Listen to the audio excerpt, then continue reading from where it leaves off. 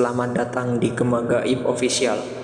Kalau kamu suka cerita horor dari kisah nyata, cerita fiksi, dan urban legend, tekan subscribe sekarang sebelum sosok itu ikut mendengar. Malam itu hujan turun deras sejak sore. Suara gemercik air yang menabrak genteng seperti musik yang terus berulang tanpa henti.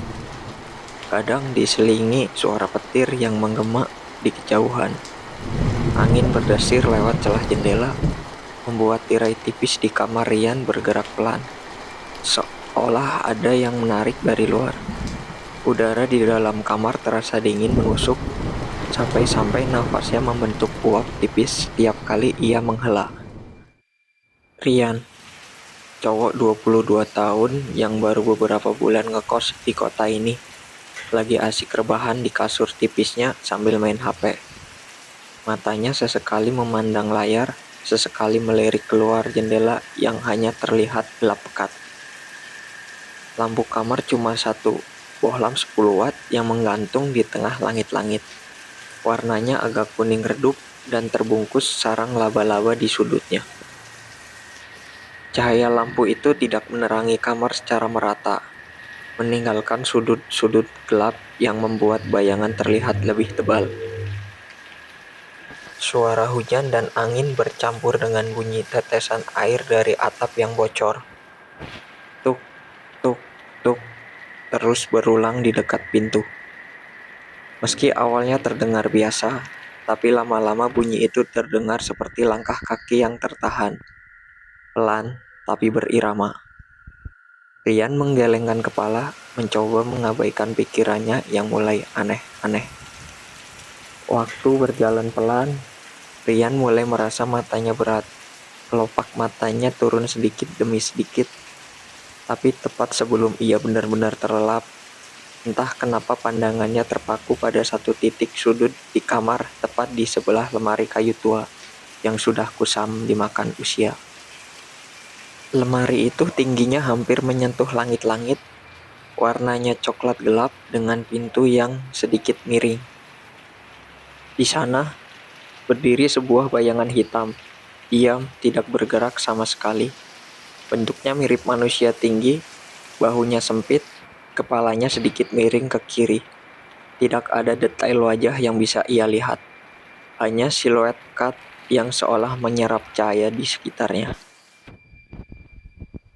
Jantung Rian langsung berdetak kencang, otaknya mencari-cari penjelasan logis. Mungkin itu cuma efek cahaya dari bohlam yang redup, atau bayangan jemuran di luar yang kebetulan masuk lewat jendela. Tapi saat ia perhatikan lagi, jendela kamar menghadap ke tembok kos sebelah.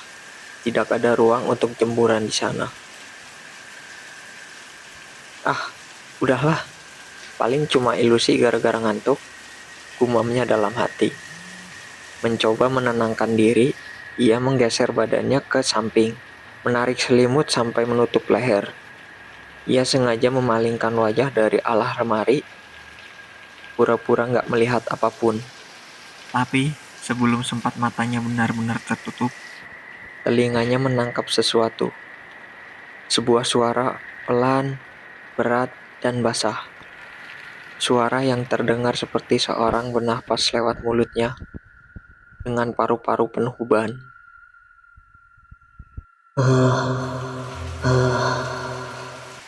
Napas Rian langsung tertahan, matanya terbuka lebar, menatap langit-langit. Dia berusaha meyakinkan diri kalau itu cuma suara angin yang masuk lewat celah jendela. Tapi semakin ia fokus, semakin jelas suara itu terdengar.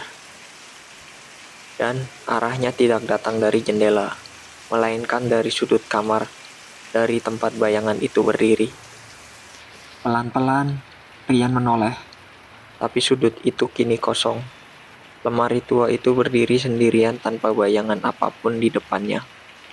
Rian menelan ludah, matanya menyapu setiap sudut ruangan, memastikan kalau memang tidak ada siapa-siapa. Detuk jantungnya mulai melambat, meski rasa dingin tetap menggerogoti punggungnya. Dia menarik nafas panjang, mencoba mengusir rasa takut yang mulai menyusup. Ah, mungkin cuma ngantuk. Gue kebanyakan mikir, ujarnya pelan. Walau dalam hatinya, dia tahu napas barusan terdengar terlalu nyata untuk disebut halusinasi. Ia kembali berbaring, menarik selimut, sampai menutupi seluruh tubuh. Suara hujan yang deras kembali mendominasi, dan kali ini ia memaksa matanya untuk terpejam. Beberapa menit kemudian, kesadarannya perlahan hanyut, dan malam pertama pun ia paksakan untuk tidur. Tanpa ia sadari, dari celah pintu kamar yang sedikit terbuka, sepasang mata gelap sedang mengawasinya dari luar. Malam itu berlalu tanpa kejadian lain, tapi rasa nggak enak di hati Rian masih tersisa sampai keesokan harinya. Pagi datang dengan langit yang kelabu, udara di kos masih lembab karena hujan semalam. Waktu ia membuka pintu, ada tetesan air yang menggenang di depan kamar. Padahal atap lorong kos nggak bocor. Rian sempat mengerjit, tapi memilih untuk mengabaikannya. Seharian itu, ia sibuk di kampus. Dia pikir dengan banyak aktivitas, bayangan semalam akan terlupakan. Tapi ternyata, setiap kali sendirian, gambaran sosok itu kembali muncul di kepalanya. Diam di sudut kamar dengan napas berat yang menusuk telinga. Malamnya, Rian sengaja pulang agak larut, berharap rasa kantuk langsung mengalahkan rasa takut. Begitu masuk kamar, ia mengunci pintu rapat-rapat. Angin malam ini jauh lebih kencang dari semalam, membuat pintu bergetar pelan. Lampu kuning redup tetap menggantung seperti biasa, menciptakan bayangan-bayangan aneh di dinding. Sekitar jam 1 dini hari, Rian terbangun. Perutnya sedikit mules, memaksa dia untuk bangun menuju toilet. Dia duduk sebentar di tepi ranjang, mengucek mata, lalu menoleh ke arah sudut kamar. Dan di sanalah bayangan itu berdiri lagi. Kali ini lebih jelas, tingginya hampir menyentuh langit-langit. Tubuhnya kurus, bahunya sedikit membungkuk, kepalanya miring, seolah sedang mengamati Rian yang baru bangun. Rian membeku di tempat, jantungnya berdetup kencang sampai-sampai ia bisa menenggangnya sendiri di telinga. Ia mencoba mengalihkan pandangan, berharap sosok itu menghilang seperti malam sebelumnya. Tapi justru yang terdengar adalah suara nafas berat itu lagi. Kali ini lebih dekat. Napas itu bukan hanya terdengar, tapi terasa dinginnya menyapu kulit wajah Rian. Rian menggenggam erat sisi kasurnya. Matanya terpaku lurus ke arah depan, pura-pura nggak sadar kalau ada sesuatu di situ. Tapi telinganya nggak bisa membohongi. Suara napas itu semakin pelan, semakin panjang, dan semakin dekat. Seolah langkahnya mendekati ranjang satu demi satu. Di tengah rasa takut yang mulai memuncak, Rian nekat menggerakkan tangannya untuk meraih HP di sisi bantal. Ia berniat menyalakan senter, tapi sebelum jarinya menyentuh layar, napas itu berhenti, hening, hanya suara hujan yang terdengar di luar.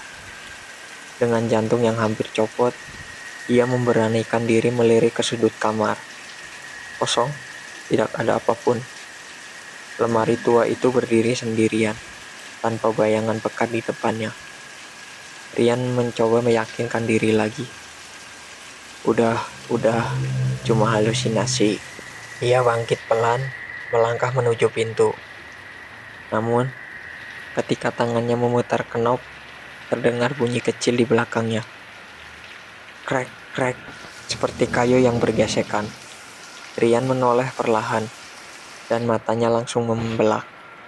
Pintu lemari yang tadinya tertutup rapat, kini terbuka sedikit.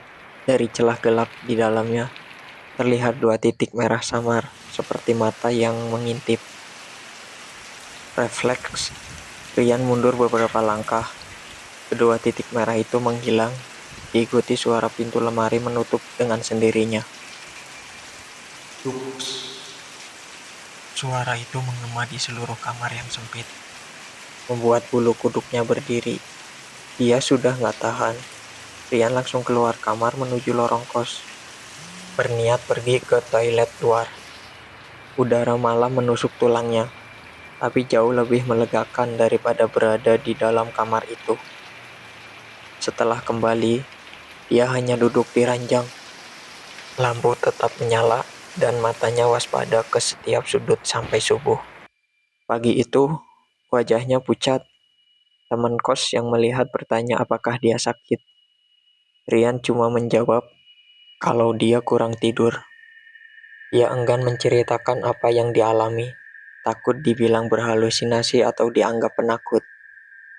Tapi dalam hati, dia tahu sesuatu sudah berubah. Malam pertama hanya ada bayangan jauh. Malam kedua, sosok itu berdiri lebih dekat, bahkan menatapnya dengan mata merah dari dalam lemari. Dan perasaan itu membuatnya yakin malam ketiga akan lebih parah. Seharian itu, Rian merasa tidak tenang. Dia mencoba mengalihkan pikirannya dengan nongkrong lebih lama di kampus.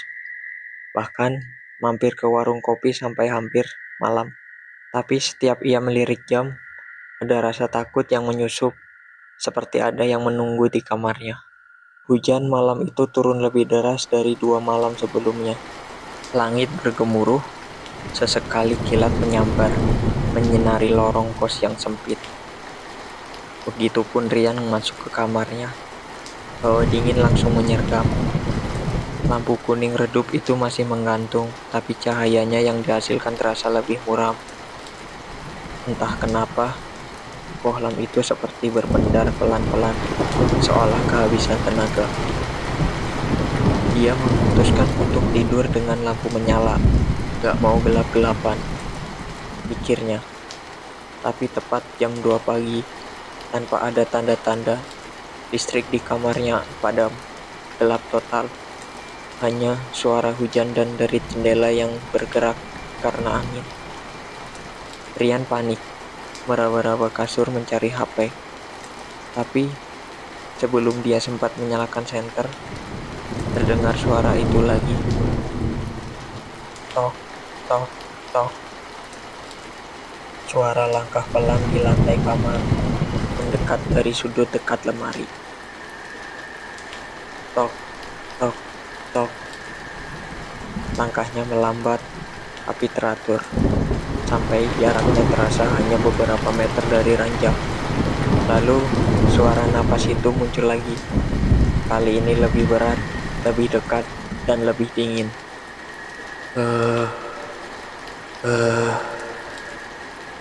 Rian memberanikan diri mengangkat kepalanya, dan saat kilat menyambar dari luar jendela, ia melihat jelas sosok hitam itu berdiri di sisi ranjangnya. Tinggi, kurus, dengan kepala yang menunduk menatapnya. Matanya merah menyala, mulutnya terbuka lebar, mengeluarkan suara serak seperti bisikan dari dalam tanah. Tidur sama aku. Seketika Rian menjerit dan lompat dari ranjang. Ia meraih pintu kamar, tapi knopnya seperti terkunci dari dalam. Sosok itu bergerak pelan. Tubuhnya seperti melayang mendekati Rian. Dengan sisa tenaga, Rian memukul pintu keras-keras sambil berteriak. Tetangganya yang mendengar langsung keluar kamar dan membukakan pintu dari luar. Begitu pintu terbuka, Rian terlempar ke lorong kos dalam keadaan pucat dan gemetar. Saat ia menoleh ke dalam, kamar itu kosong. Tidak ada sosok hitam. Lemari tertutup rapat, tapi hawa dingin dan bau apek terasa. Seolah sesuatu masih berdiam di dalam sana. Malam itu, Rian memutuskan tidur di kamar temannya. Keesokan harinya, dia langsung mengemasi barang-barang dan pindah kos tanpa banyak bicara. Pemilik kos hanya tersenyum tipis ketika Rian pamit, lalu berkata pelan, kamar itu memang gak pernah benar-benar kosong. Itu tadi cerita malam ini. Gimana menurut kalian? Kalau kalian pernah ngalamin kejadian horor atau punya cerita mistis yang gak bisa dilupain, kirim ceritanya ke kami. Siapa tahu cerita kalian yang akan dibacakan di sini. Jangan lupa klik like, share ke teman kalian yang berani, dan subscribe supaya nggak ketinggalan kisah horor berikutnya. Sampai ketemu di cerita selanjutnya, kalau berani.